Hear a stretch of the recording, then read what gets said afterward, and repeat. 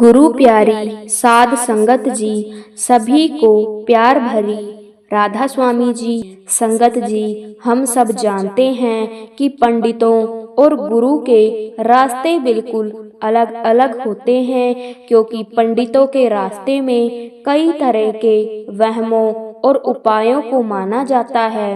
वह कभी कोई पूर्ण गुरु धारण नहीं करते। आज की साखी में मैं आपको एक ऐसे घमंडी पंडित के बारे में बताने जा रही हूँ जो बाबा जी से मिला। लेकिन अब बात यहाँ यह आती है कि वह पंडित जिसे अपने ज्ञान पर बहुत ज्यादा घमंड था, वह आखिर बाबा जी से मिलकर करेगा क्या। संगत जी, हम सब जानते हैं कि जब गुरु ने किसी को अपनी तरफ लगाना होता है, तब ना तो उस इंसान की धन दौलत का अहंकार रास्ते में आता है और ना ही उसके ज्ञान का घमंड रास्ते में आता है, क्योंकि जिस रूह को बाबा जी ने अपने साथ लेकर जाना होता है, उस इंसान को बाबा जी खुद सही रास्ते पर ले आते हैं। संगत जी, एक बार एक हवाई जहाज में एक सत्संगी के साथ एक पैसे वाला और खुद को बहुत ज्यादा ज्ञानी समझने वाला घमंडी पंडित सफर कर रहा था। लेकिन सफर लगभग 3 घंटों का था। वह पंडित काफी नामी पंडित था और कई अमीर लोग उसे पूजा करवाने के लिए और कई तरह के उपाय करवाने के लिए अलग अलग शहरों से उस पंडित को अपने खर्चे पर ही अपने पास बुलाते थे और फिर उन लोगों की समस्या का समाधान करने के बाद यह पंडित उनसे बहुत मोटी रकम अपनी फीस के तौर पर लेता था। इस बार इस पंडित को बेंगलुरु में बुलाया गया था, क्योंकि किसी को इन पंडित जी से अपनी बड़ी सी कंपनी का मुहूर्त करवाना था।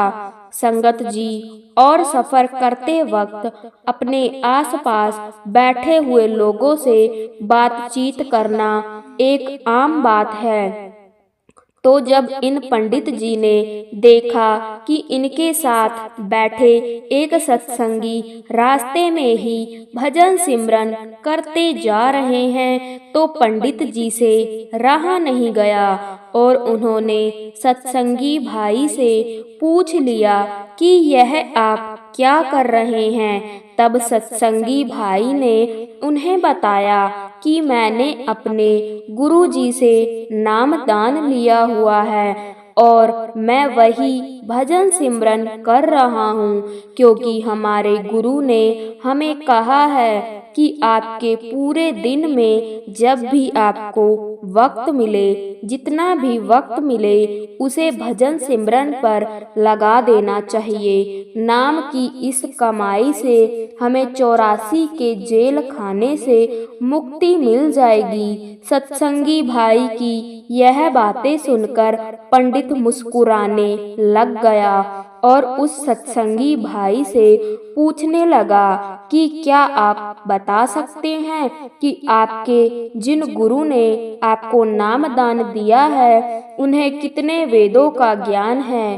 तब सत्संगी भाई ने उन्हें जवाब दिया कि वह तो खुद उस ईश्वर का स्वरूप हैं और वह हमेशा अपनी संगत को अच्छी सीख ही देते हैं। यह सुनकर वह पंडित और तेज हंसने लग गया और उसने कहा कि अच्छी सीख तो स्कूल में पढ़ाने वाले शिक्षक भी दे देते हैं। अच्छी सीख देना कोई बड़ी बात नहीं है। आप मुझे देखिए, कोई वैद्य ऐसा नहीं जिसकी जानकारी मुझे ना हो। मैं लोगों को उनका आने वाला कल बताने की ताकत रखता हूँ और इस पूरे देश में मुझसे ज्यादा बड़ा ज्ञानी पंडित कहीं नहीं मिलेगा। सत्संगी भाई ने पंडित की इन बातों का कोई भी जवाब नहीं दिया और वह चुपचाप सुनता रहा। फिर पंडित ने कहा कि मुझे नहीं लगता कि तुम्हारे गुरु को किसी भी वेद का ज्ञान होगा और तुम उन्हें ईश्वर बता रहे हो। इतना सब सुनने के बाद वह सत्संगी भाई चुप ना रहा और वह कहने लगा कि आप लोगों को उनका कल बताने की ताकत रखते हैं, लेकिन मेरे बाबा जी लोगों का कल बदलने की ताकत रखते हैं और हमारे लिए वह खुद मालिक ही हैं। सत्संगी भाई की यह बातें सुनकर पंडित और भी ज्यादा हंसने लग गया। उसके बाद इन दोनों में बहस बढ़ती गई। उसके बाद उस पंडित ने कहा कि तुम ऐसा करो, मुझे अपने गुरु के पास ले चलो, मैं 2 मिनट में ही उनका सच सामने ले आऊंगा और तुम्हें भी पता चल जाएगा कि कौन ज्यादा बड़ा ज्ञानी है। उनकी इस बात का सत्संगी भाई ने जवाब दिया कि हमारे बाबा जी कभी भी खुद को बड़ा और दूसरों को छोटा नहीं बोलते। आप खुद को जितना मर्जी बड़ा ज्ञानी समझते हैं, इस बात से ना ही मुझे कोई फर्क पड़ता है और ना ही मेरे गुरु को। सत्संगी भाई की यह बात सुनने के बाद उस पंडित ने और ज्यादा घमंड आ गया और वह सोचने लगा कि मुझे इसके गुरु से मिलना चाहिए और देखना चाहिए कि कहीं वह मेरी टक्कर का तो नहीं। उसके बाद वह पंडित सत्संगी भाई से कहने लगा कि मुझे बता दीजिए कि आपके गुरु मुझे कहाँ मिलेंगे, मैं उनसे जरूर मिलना चाहता हूँ। तब सत्संगी भाई ने उन्हें बता दिया कि बाबा जी डेरे में रहते हैं और सत्संगी भाई ने यह भी कह दिया कि मुझे नहीं पता वह आपसे मिलेंगे या नहीं, यह बस उनकी मौज पर निर्भर करता है। यह बात सुनकर पंडित का घमंड और बाबा जी से मिलकर उन्हें नीचा दिखाने का निश्चय और दृढ़ हो गया। वह कहने लगा कि मुझसे मिलने के लिए लोग पूरा साल इंतजार करते हैं और भारी भारी रकम देने के लिए तैयार होते हैं। आप सोचते हैं कि पता नहीं आपके गुरु मुझसे मिलेंगे भी या नहीं, और वह गुरु जिनके बारे में मैंने आज तक सुना ही नहीं है। इस बात का सत्संगी भाई ने कोई जवाब ना देना ही ठीक समझा और इसके कुछ देर बाद ही वह दोनों अपनी मंजिल तक पहुंच गए। हवाई जहाज से उतरने के बाद पंडित ने पूरा निश्चय बना लिया कि अब वह बेंगलुरु से अपना काम खत्म होने के बाद बाबा जी से जरूर मिलेगा। उसने अपने ऑफिस के मैनेजर को फोन किया और बाबा जी से उसकी मीटिंग फिक्स करवाने के लिए कहा। उस पंडित के मैनेजर ने डेरे ब्यास में फोन किया और पंडित जी का नाम बताते हुए कहा कि वह बाबा जी से मिलना चाहते हैं। तब मैनेजर को डेरा ब्यास ने जवाब दिया गया कि बाबा जी अभी 3 महीने तक नहीं मिल पाएंगे। जब पंडित के मैनेजर ने यह बात पंडित को बताई तो पंडित का गुस्सा भी 7वें आसमान तक पहुंच गया और वह सोचने लगा कि ऐसा कौन है जिसके पास मुझ जैसे ज्ञानी से मिलने का वक्त नहीं है। फिर 3 महीने के बाद जिस तारीख को उसकी बाबा जी के साथ मीटिंग थी, उस दिन वह अपने ऑफिस में काम करने वाले कुछ लोगों के साथ डेरे पहुंचा। डेरे के अंदर जाकर पंडित ने बहुत सारी संगत देखी और वहां के डिसिप्लिन से उसका मन बहुत खुश हुआ। लेकिन डेरे पहुंचने के बाद उस पंडित को अकेले ही बाबा जी के पास भेजा गया और उसके साथ आए बाकी लोगों को बाहर ही रोक दिया गया। बाबा जी के सामने जाते ही वह पंडित बोल नहीं पाया और बाबा जी ने उससे 2-3 बार पूछा कि आपको मुझसे क्या काम है। पंडित को कोई बात समझ ही नहीं आई कि वह क्या कहे।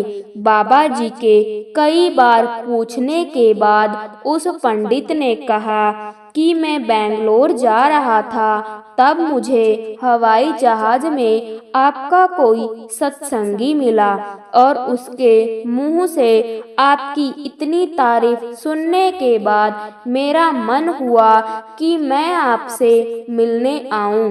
तब उस पंडित ने बाबा जी से कहा कि मैं इस देश का सबसे ज्यादा ज्ञानी पंडित हूँ, मुझे सभी वेदों का ज्ञान है, लेकिन अब आपको देखने के बाद मुझे ऐसा लग रहा है कि शायद आप भी बहुत ज्यादा ज्ञानी हैं। तब बाबा जी ने पंडित से कहा कि नहीं, मैं कोई ज्ञानी नहीं हूँ, मैं तो यहाँ का सेवादार हूँ और हर रोज कुछ न कुछ नया सीखने की कोशिश करता रहता हूँ। आप इस देश के सबसे ज्ञानी पंडित हैं, आपसे मेरा कोई भी मुकाबला नहीं। मैं तो सिर्फ अपनी संगत को नामदान की कमाई की तरफ लगाता हूँ।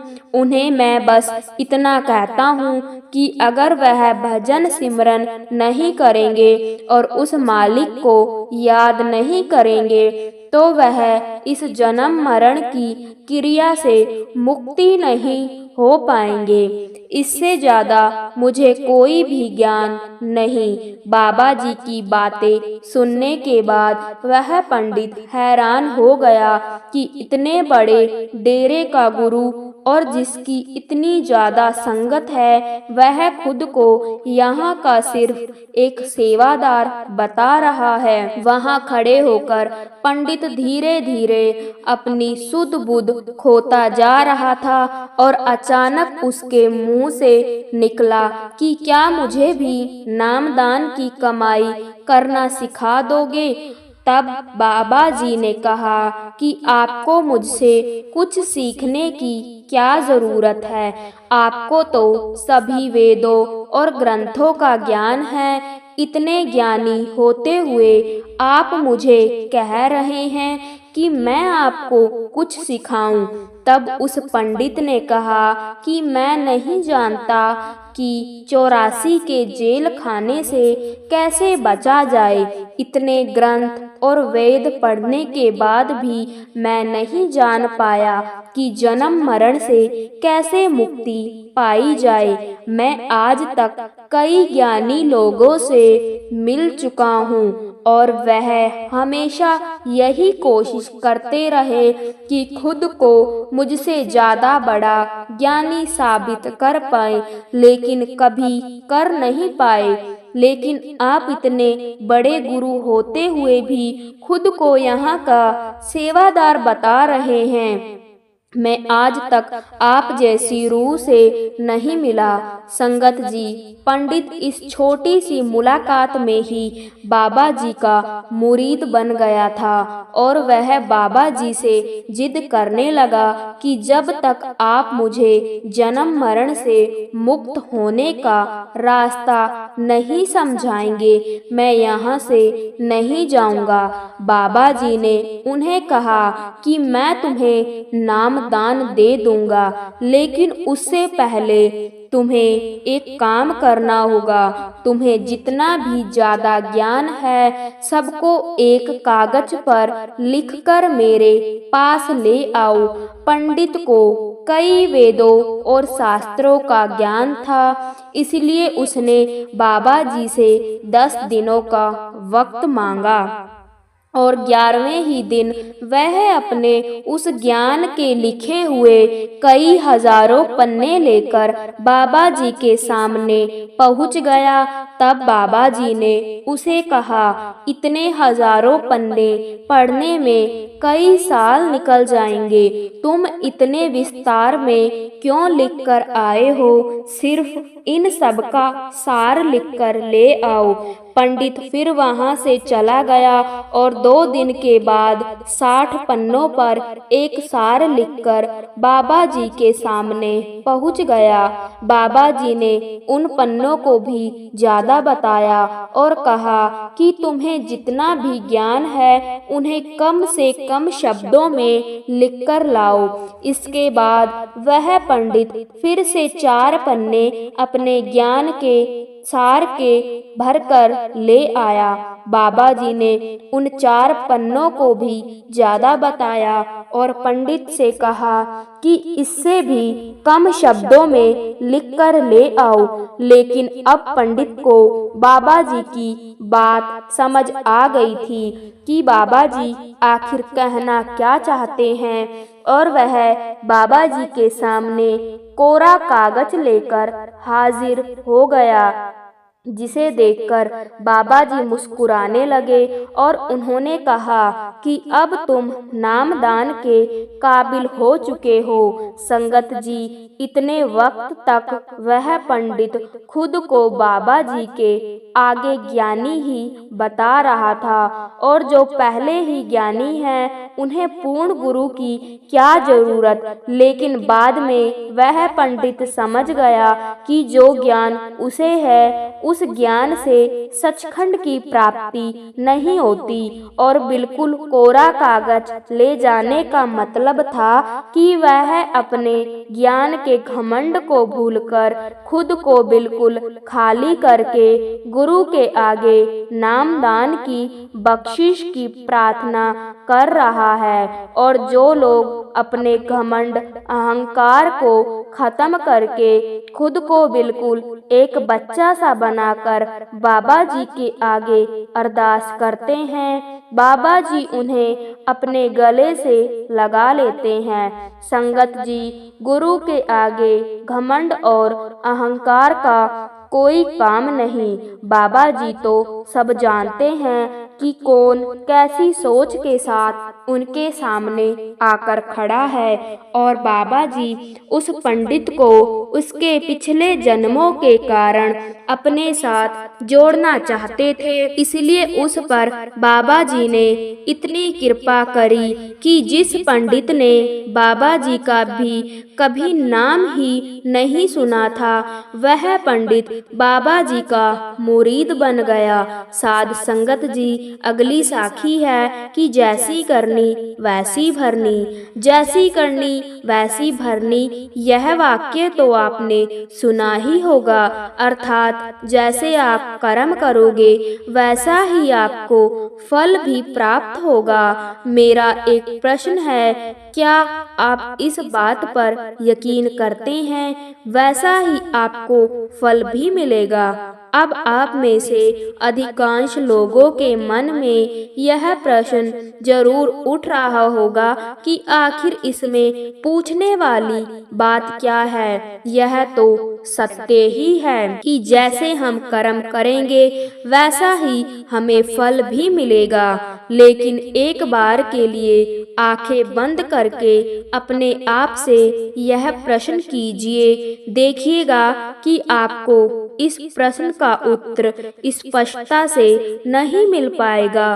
कहीं ना कहीं आपके मन में एक संशय जरूर होगा कि क्या यह बात सच है या झूठ, क्योंकि आपने अपने आसपास तो ऐसे कई लोगों को देखा होगा जो लोग बहुत अच्छे कर्म करते हैं, बहुत अच्छे स्वभाव के होते हैं, वह कभी किसी का बुरा नहीं करते, किंतु फिर भी उनके साथ हमेशा बुरा होता है। वह लोग हमेशा दुखी रहते हैं, हमेशा परेशान रहते हैं। आपने कई बार यह भी देखा होगा, या फिर आप में से ही कई ऐसे लोग भी होंगे जिन्होंने अपनी परीक्षाओं के लिए जी तोड़ मेहनत की होगी, लेकिन फिर भी अंत में उनके हाथ निराशा ही लगी।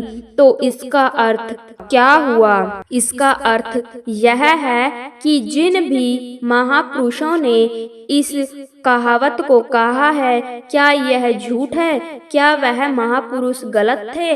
नहीं, वास्तविकता तो यह है कि हम अपने कर्मों का लेखा जोखा समझ ही नहीं पाते, और इसी कारण हम यह सोचते हैं कि हम तो बहुत अच्छे कर्म कर रहे हैं, हम लोगों की भलाई कर रहे हैं, लोगों की मदद कर रहे हैं, फिर भी हमें ना जाने क्यों हमेशा दुख और परेशानी उठानी पड़ती है। लेकिन आज की जो कहानी मैं आपके लिए लेकर आई हूँ, इस कहानी के माध्यम से आप यह समझ जाएंगे कि आखिर कर्मों का यह लेखा जोखा हमारे जीवन पर किस प्रकार प्रभाव डालता है। एक समय की बात है, एक गांव में दो भाई रहा करते थे। दोनों ही कुशल थे, किंतु उनमें से एक बहुत ही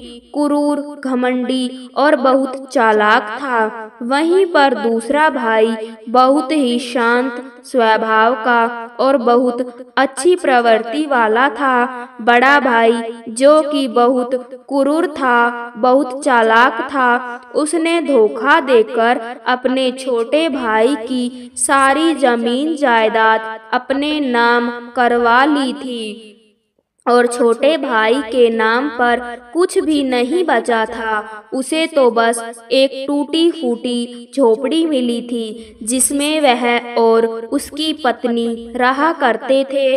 उसकी पत्नी भी हमेशा बीमार रहती थी और उसे तरह तरह की यातनाएं, पीड़ाएं और समस्याओं का सामना करना पड़ता था। छोटा भाई बहुत गरीब था, उसके पास पैसे भी नहीं थे ताकि वह अपनी पत्नी का इलाज करवा सके, लेकिन वह बहुत शांत स्वभाव का था, अच्छी प्रवृत्ति का था। इस कारण वह कभी किसी से कलेश नहीं करता था, ना ही किसी के लिए सोचता था। वह कभी किसी का बुरा नहीं करता था। फिर भी उसके मन में हमेशा एक प्रश्न रहता था। वह हमेशा अपने आप से कहता था, हे ईश्वर, मैंने कभी किसी के साथ बुरा नहीं किया, कभी किसी का बुरा नहीं सोचा, फिर आखिर मेरे साथ इतना बुरा क्यों होता है? मेरी पत्नी हमेशा बीमार रहती है, मेरे बच्चों को 2 वक्त का खाना तक नसीब नहीं होता, और मैं चाहकर भी अपने परिवार को एक अच्छा जीवन तक नहीं दे पा रहा। आखिर ऐसा क्यों? वहीं पर दूसरी तरफ मेरा भाई है, जो बहुत धूर्त है, चालाक है, घमंडी है। उसे देखो, वह अपना जीवन कितने ऐशो आराम के साथ जी रहा है। उसके पास ढेर सारा धन है, रहने के लिए अच्छा मकान और खाने के लिए अच्छे अच्छे पकवान हैं। वह तो अपना जीवन मजे में जी रहा है, और मैं यहाँ पर घुट घुट कर मर रहा हूँ। उसे कोई परेशानी नहीं, और मेरी परेशानियाँ खत्म होने का नाम ही नहीं लेती। यह सोचता हुआ वह इस विचार तक पहुँचा कि लगता है बुरे कर्मों का फल ही अच्छा होता है और अच्छे कर्मों का फल अच्छा नहीं मिलता। और देखते ही देखते यह बात उसके मन में घर घेरा करने लगी थी। ऐसे ही कई दिन बीत गए और अब छोटा वाला भाई और भी ज्यादा परेशान रहने लगा था, क्योंकि उसकी पत्नी की तबीयत ठीक होने का नाम ही नहीं ले रही थी और उसके सामने तरह तरह की परेशानियां खड़ी थी, जिन्हें देखकर वह मन ही मन रोता रहता, परेशान होता। एक दिन की बात है, वह किसी काम से दूसरे गांव की ओर जा रहा था। तभी उसकी नजर एक साधु पर पड़ी। वह साधु एक द्वार पर खड़े होकर भिक्षा मांग रहे थे और वह हमेशा केवल एक ही बात कह रहे थे, तेरे कर्म तेरे हिस्से और मेरे कर्म मेरे हिस्से। जब छोटे भाई के कानों में यह बात पड़ी तो उसे बहुत क्रोध आया। वह तुरंत ही उन साधु के पास जा पहुंचा और उनसे कहने लगा, हे गुरुवर, मैं आपको कब से देख रहा हूँ, आप केवल एक ही बात कह रहे हैं, तेरे कर्म तेरे हिस्से और मेरे कर्म मेरे हिस्से। क्या यह सत्य है? इस बात का जवाब देते हुए साधु कहते हैं, हाँ, यह बिल्कुल सत्य है। क्या तुम्हें इस पर यकीन नहीं? तभी वह छोटा भाई गुरुवर से कहता है, लगता है आपको कोई भ्रम हो गया है। मैंने अपने जीवन में कभी कोई बुरा कर्म नहीं किया, ना ही मैंने कभी किसी के बारे में बुरा सोचा, ना ही किसी का बुरा किया। उसके बाद भी मैं हमेशा परेशानियों से घिरा रहता हूँ। तकलीफें दिन ब दिन मुझे और परेशान कर रही है। मुझे तो आज तक मेरे अच्छे कर्मों का कोई अच्छा फल नहीं मिला। फिर आप यह कैसे कह सकते हैं कि अच्छे कर्मों का फल अच्छा मिलता है? मेरी पत्नी हमेशा बीमार रहती है और मेरे घर में खाने तक के लिए पैसे नहीं हैं। यहाँ तक कि मेरे बच्चे भी भूखे रह जाते हैं और फिर भी आप कहते हैं कि अच्छे कर्मों के फल अच्छे मिलते हैं। तभी वह साधु बड़े ही शांत स्वभाव से उस व्यक्ति से कहते हैं, लगता है परिस्थितियों ने तुम पर बहुत गहरा प्रभाव डाला है। ऐसा प्रतीत हो रहा है कि तुम परिस्थितियों के आगे हार मान चुके हो और इन कठिन परिस्थितियों ने तुम्हारी सोच को भी बदल दिया है। इसी कारण तुम ऐसा कह रहे हो। इस पर वह व्यक्ति कहता है, अरे जाओ जाओ, ऐसा लगता है कि खुद परिस्थितियों से हारकर दूसरों के घर भिक्षा मांगकर भोजन ग्रहण कर रहे हो और मुझे कहते हो कि मैंने परिस्थितियों के सामने हार मान ली है। मुझे आपका यह भाषण नहीं सुनना। तभी उसे रोकते हुए वह साधु उस व्यक्ति से कहते हैं, ठीक है, तुम चले जाओ, लेकिन उससे पहले मेरा एक काम कर दो। वह व्यक्ति कहता है, अरे मैं कोई काम नहीं करने वाला, मैं तो जा रहा हूँ। तभी वह साधु कहते हैं, बेटा, मैं जानता हूँ तुम्हारे मन में क्या प्रश्न है। तुम इस बात से परेशान हो कि तुमने अच्छे कर्म किए और उसके बाद भी तुम्हें अच्छे फल नहीं प्राप्त हो रहे। लेकिन क्या तुम इस प्रश्न का जवाब नहीं जानना चाहते? क्या तुम यह नहीं जानना चाहते कि तुम्हारे साथ ऐसा क्यों हो रहा है? यह सुनकर वह छोटा भाई कुछ देर के लिए मौन हो गया और कुछ देर सोच विचार करने के बाद वह कहता है, अच्छा ठीक है, बताइए मुझे क्या करना होगा। तभी वह साधु उस व्यक्ति से कहते हैं, मेरा बस एक छोटा सा काम कर दो। कल सुबह सुबह तुम मेरे लिए कुछ फल लेकर मेरे आश्रम आ जाना, और जब तुम वहाँ पर आओगे तो मैं तुम्हें तुम्हारे प्रश्नों का उत्तर तुम्हें दे दूंगा, और तुम्हें यह भी समझ में आ जाएगा कि तुम्हारे साथ ही ऐसा क्यों हुआ। इतना कहकर वह साधु अपना भिक्षा पात्र लेकर वहाँ से अपने आश्रम की ओर चल दिए। लेकिन वह व्यक्ति कुछ देर के लिए वहीं पर खड़ा रहा और यह सोचने लगा कि क्या उसे फल लेकर उन गुरु के आश्रम जाना चाहिए या नहीं। यही सोचता हुआ वह घर लौट आया। रात भर उसके मन में केवल यही प्रश्न था कि मैं उनके पास फल लेकर जाऊं या ना जाऊं। देखते ही देखते सुबह होने लगी और अब उस छोटे भाई ने यह तय कर लिया था कि वह फल लेकर उन गुरु के आश्रम जरूर जाएगा।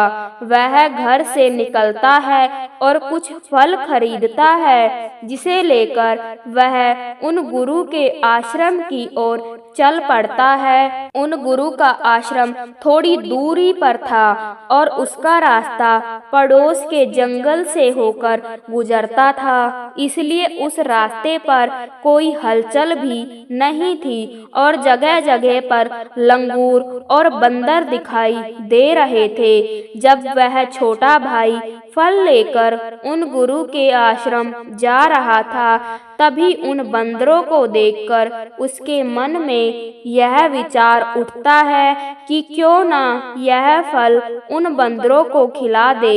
लेकिन तभी उसे याद आता है कि उन गुरु ने उसे वह फल आश्रम लाने को कहा है, इसलिए वह जैसे तैसे अपने मन को मनाकर उन गुरु के आश्रम की ओर चल पड़ता है। और देखते ही देखते कुछ देर में उन गुरु के आश्रम पहुंच जाता है। वह उन्हें प्रणाम करके उनसे कहता है, यह देखिए मैं आ गया, और जैसा कि आपने कहा था कुछ फल लाने के लिए वह भी मैं लेकर आया हूँ। अब तो मुझे बता दीजिए कि आखिर मेरे साथ ही ऐसा क्यों होता है। तभी वह साधु मुस्कुराते हुए उस व्यक्ति से कहते हैं, बताता हूँ, लेकिन उससे पहले तुम मेरे एक प्रश्न का उत्तर दो। तभी वह व्यक्ति कहता है, कौन सा प्रश्न। तभी साधु कहते हैं, जब तुम मेरे आश्रम की ओर आ रहे थे और तुम्हारे मन में जब यह विचार उठा कि तुम यह फल उन बंदरों को खिला दो, तो तुमने ऐसा क्यों नहीं किया। वह व्यक्ति बड़ा आश्चर्यचकित हुआ। सुनकर उसे यह समझ ही नहीं आ रहा था कि आखिर जो विचार उसके मन में उठा था वह उन साधु को कैसे पता चला।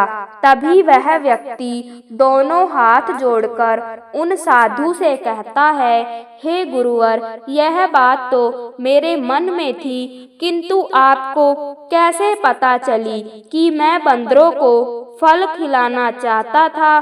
तब वह साधु मुस्कुराते हुए उस व्यक्ति से कहते हैं, बेटा, जरूरी यह नहीं कि मुझे यह बात कैसे पता चली, जरूरी तो यह है कि तुमने उन बंदरों को यह फल क्यों नहीं खिलाया। वह व्यक्ति कुछ देर के लिए सोच में पड़ गया और उसने हड़बड़ाकर उन साधु को जवाब दिया कि क्योंकि आपने मुझे यह फल आपके पास लाने के लिए कहा था। तभी वह साधु उस व्यक्ति से कहते हैं, बेटा, जिस तरह से एक बछड़ा हजारों गायों में भी अपनी माँ को ढूंढ ही लेता है, ठीक उसी प्रकार कर्मकर्ता को ढूंढ ही निकालता है। जैसे कि यह कर्म मेरे हाथों से ही लिखा था कि मैं ही इन बंदरों को यह फल खिलाऊंगा, इसलिए तुम यह फल उन बंदरों को ना खिला सके और यह फल तुम मेरे पास लेकर आए। इतना कहकर उन साधु ने फल उन बंदरों को खिलाना शुरू कर दिया। लेकिन वह व्यक्ति अब तक उन साधु की बात का मतलब नहीं समझ पाया था। वह उन साधु से कहता है, हे गुरुवर, आप क्या कहना चाहते हैं? मुझे आपकी बात कुछ समझ नहीं आई। कृपा करके मुझे साफ और स्पष्ट तौर पर समझाइए। तभी वह साधु मुस्कुराने लगे और उस व्यक्ति से कहते हैं, हम मनुष्यों को हमेशा से यही लगता है कि हम ही करता है और हम ही कर्म करते हैं, लेकिन वास्तविकता तो कुछ और है। यहाँ पर समझने वाली बात यह है कि कर्म हमारा चुनाव खुद करता है, हम कर्म का चुनाव नहीं करते। यदि आप किसी काम को करने के योग्य हो तो कर्म आपको लाखों लोगों की भीड़ में से भी ढूंढकर निकाल ही लेगा। इसलिए जरूरी यह है कि कर्म करने पर नहीं बल्कि योग्य बनने पर ध्यान दो। यदि तुम्हारा पूरा ध्यान केवल कर्म करने पर होगा तो तुम कभी भी योग्य नहीं बन पाओगे और कभी भी कर्म तुम्हारा चुनाव ही नहीं करेगा। इस पर वह व्यक्ति कहता है, हे गुरुवर, योग्य बनने से आपका क्या मतलब है कि क्या मैं अपने परिवार का पालन पोषण नहीं कर सकता? वह साधु उस व्यक्ति से कहते हैं, नहीं नहीं, मेरे कहने का अर्थ यह नहीं है। मैं तो तुमसे यह कहना चाहता हूँ, योग्य बनने के लिए जिन कर्मों की आवश्यकता होती है उसके लिए तुम्हें पहले छोटे छोटे कामों को करना शुरू करना होगा, और जब तुम उन कामों से निपुण हो जाओगे, कुशल हो जाओगे, इतने योग्य बन जाओगे तो बड़ा कर्म या फिर यूं कहें कि मुख्य कर्म, जिस कर्म के लिए तुम बने हो, वह कर्म तुम्हें ढूंढ ही लेगा और वह कर्म तुम्हारे पास खुद ही चला आएगा। उदाहरण के तौर पर तुम इन बंदरों को ही देख सकते हो।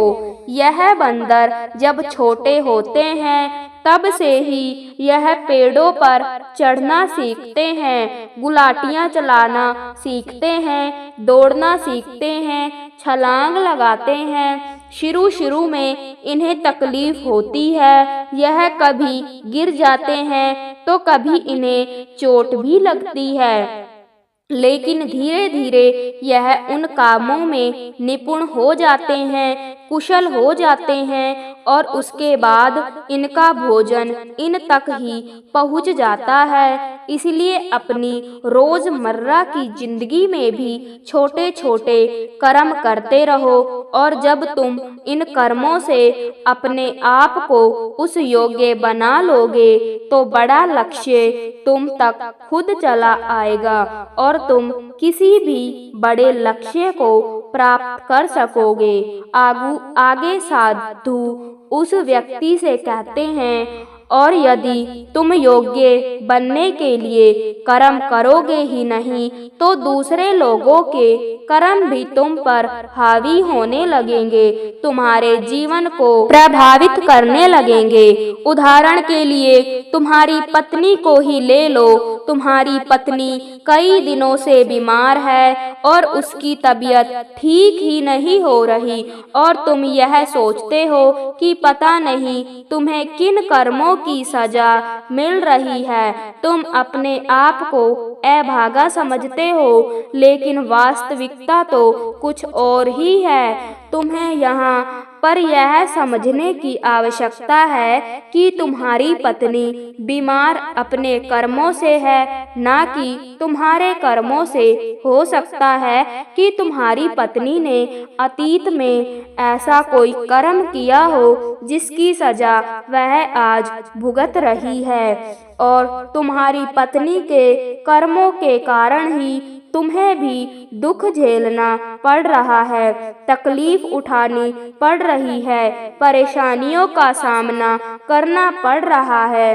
और यही कारण है कि अधिकांश लोग अपने परिवार के कारण, अपने बच्चों के कारण तरह तरह के दुख झेलते रहते हैं, तरह तरह की परेशानियों का सामना करते हैं। किंतु तुम्हें यहाँ पर यह समझने की आवश्यकता है, यदि तुम इस योग्य होते, तुम्हारे पास इतने पैसे होते, तो तुम अपनी पत्नी का इलाज करवा पाते।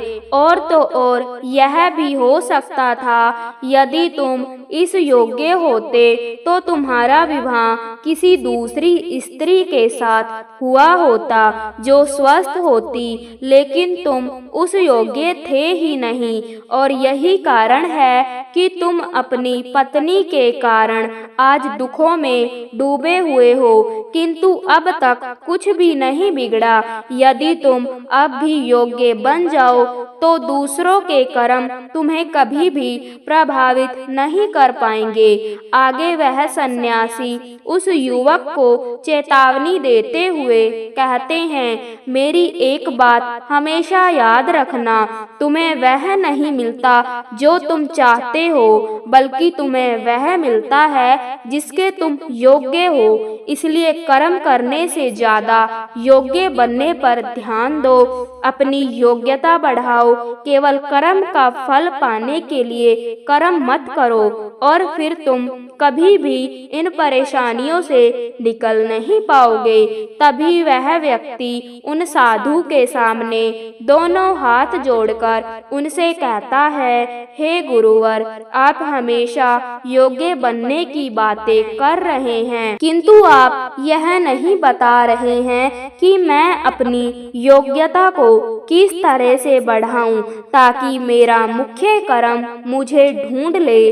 तभी वह साधु उस व्यक्ति से कहते हैं, यह तो बड़ा ही सरल है, फिर भी लोगों के लिए यह बहुत कठिन हो जाता है।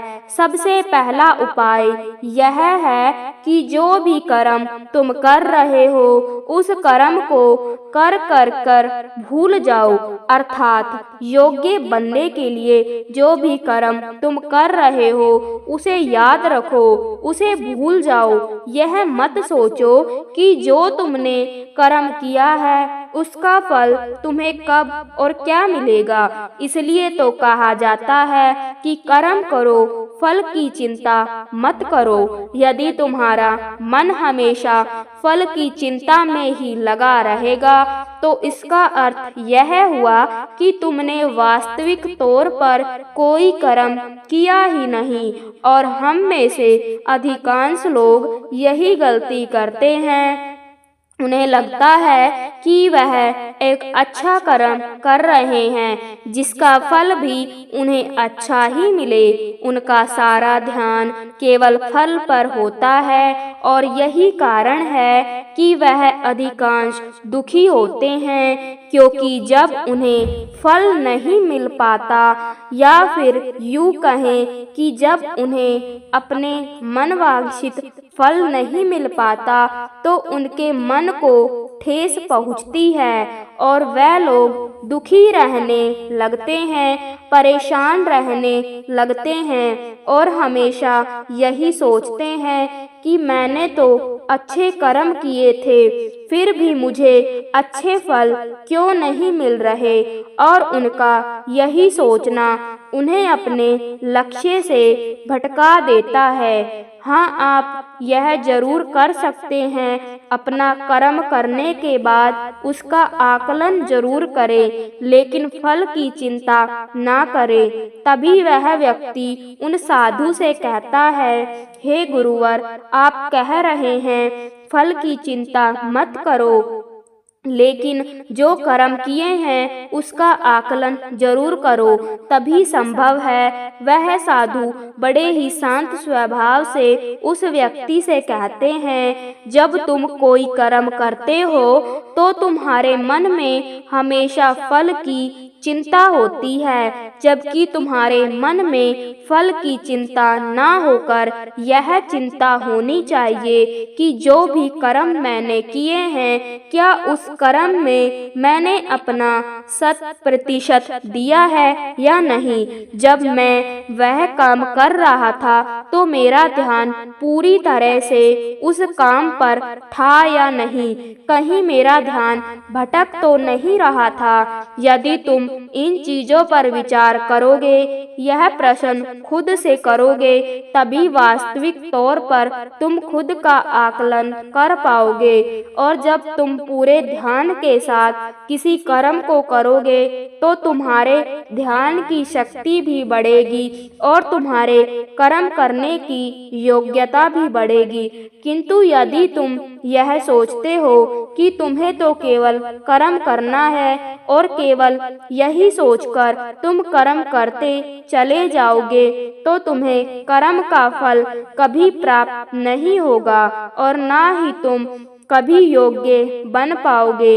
इसलिए कर्म करने के बाद आकलन जरूर करो। यह देखो कि जब तुम वह कार्य कर रहे थे तो तुम्हारा ध्यान, तुम्हारा शरीर, तुम्हारा मन पूरी तरह से उस कार्य पर था या नहीं। तभी वह व्यक्ति एक बार फिर उन साधु से प्रश्न करता है और कहता है, हे गुरुवर, आप सही कहते हैं कि जब भी हम कोई कर्म कर रहे हो तो हमारा पूरा ध्यान उस कर्म पर होना चाहिए, लेकिन मैं जब भी कोई कर्म करता हूँ तो मेरे मन में तरह तरह के विचार चल रहे होते हैं। मेरा मन विचारों से ग्रसित होता है, वह तरह तरह की बातें सोचने लगता है।